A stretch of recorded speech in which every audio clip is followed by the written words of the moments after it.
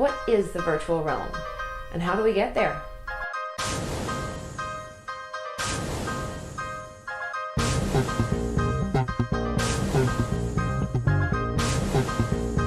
I'm Sarah, and this is LuZo Builds. For this project, I'll be building a PC for the sole purpose of entering the virtual realm. Before we start the build, let's take a look at the parts we selected using PCPartPicker.com. The Source 210 Elite case by NZXT. We got a larger case for better airflow. We're using the EVGA 500 watt power supply, more power in case we decide to add more graphics cards later. The Asus Z170A motherboard.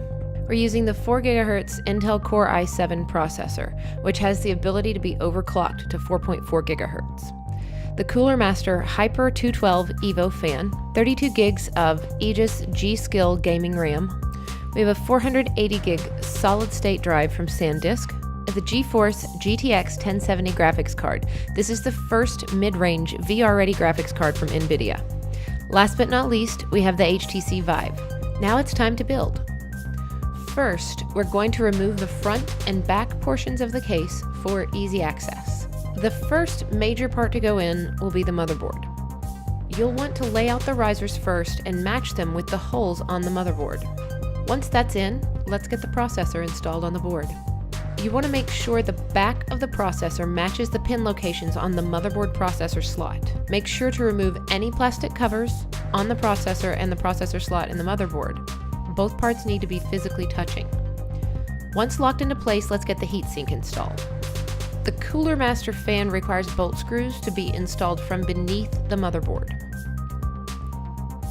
Once done, apply a small amount of thermal paste to the processor, then slowly press the heatsink onto the processor, locking it into place with screws. Next, attach the fans. Install the RAM, then place the power supply in the bottom of the case. Try to keep the cables from the power supply untangled for easy cable management later. Finally, we install the graphics card, which will slide into the PCI slot. Angle the card in, then press gently till you hear a click. From there, connect the various types of power connectors into the motherboard and the graphics card. Now that we have all the parts together, let's light her up and see what she'll do.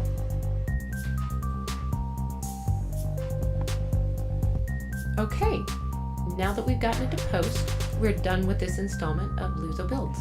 Please hit subscribe so that you can see our next installment where we'll discuss installation of the OS and the drivers, and we'll get the user interface up and running.